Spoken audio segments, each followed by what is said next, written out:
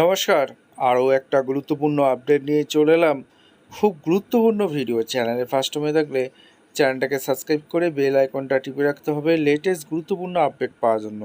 Step two step আজকের আপডেটটি আপনাদের সামনে তুলে ধরছি। আজকে কথা বলবো, রাজ্যে বাজেট অধিবেশন হতে যাচ্ছে 22শে জুন। এই 22শে জুন রাজ্যে বাজেট অধিবেশন যে হতে চলেছে, এই বাজেটেই কি চুক্তিভিত্তিক কর্মীদের ভাগ্য ফিরতে চলেছে? বেতন বৃদ্ধি, সমকাজে সমবেতন কি হতে চলেছে? অর্থাৎ কি আপডেট উঠে আসছে আজকের এই ভিডিওতে বিস্তারিতভাবে ব্যাখ্যা করব। চ্যানেলে ফার্স্ট টাইম হয়ে থাকলে চ্যানেলটাকে সাবস্ক্রাইব করে বেল আইকনটা টিপে রাখতে হবে লেটেস্ট গুরুত্বপূর্ণ আপডেট পাওয়ার জন্য। দেখুন, এই প্রতিবেদনে বলছে আগামী 22শে জুন রাজ্যে বাজেট অধিবেশন হতে যাচ্ছে। এটা আমরা সবাই জানি। চুক্তিভিত্তিক যারা কর্মী আছে, চুক্তিভিত্তিক অস্থায়ী কর্মীদের স্থায়ীকরণ ও বেতন বৃদ্ধির স্বপ্নে কি সিলমোহর? কী আপডেট আসছে আজকের এই ভিডিওতে বিস্তারিতভাবে ব্যাখ্যা করব। দেখুন, 3 জুনের মধ্যে শূন্যপদে রিপোর্ট তলব করছে সরকার।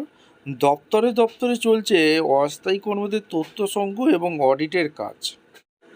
আচ্ছা, এখানে বলছে রাজ্যের হাজার হাজার অস্থায়ী চুক্তিভিত্তিক কর্মচারীদের দীর্ঘদিনের বঞ্চনার অবসান কি এবার সত্যি হতে চলেছে?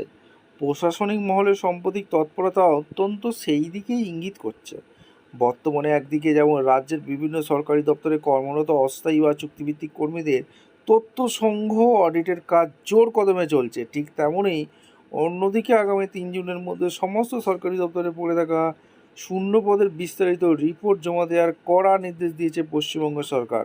সরকার এই জোড়া পদক্ষেপ বুক ভরা আশা নিয়ে অপেক্ষায় রয়েছেন রাজ্যের লক্ষাধিক চুক্তিভিত্তিক অস্থায়ী চুক্তিভিত্তিক কর্মী।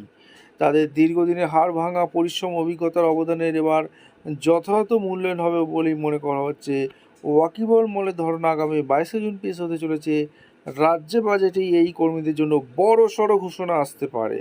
স্থায়ীকরণ না হলেও অত্যন্ত সম্মানজনক বেতন বৃদ্ধি, 60 বছর পর্যন্ত কাজের নিশ্চয়তা এবং অন্যান্য সরকারি সুযোগ সুবিধা ঘোষণায় এই বাজেটেই চূড়ান্ত সিলমোহর পড়তে পারে বলে প্রবল আশায় বুক বাজছে কর্মীরা। বাজেট ঘোষণার পর যদি সত্যিই দীর্ঘদিনের এই দাবি মেটে এবং বেতন বৃদ্ধি পায়, তবে সেই বাড়তি আয় সঠিক আর্থিক পরিকল্পনা করাটা অত্যন্ত জরুরি। আপনাদের মতামত অবশ্যই কমেন্ট করে জানাবেন। এই বাজেটেই কি চুক্তিভিত্তিক কর্মীদের ভাগ্য ফিরতে চলেছে? আপনাদের মতামত অবশ্যই কমেন্ট করে জানাবেন। দেখা হচ্ছে কোনো পরবর্তী ভিডিও। ধন্যবাদ।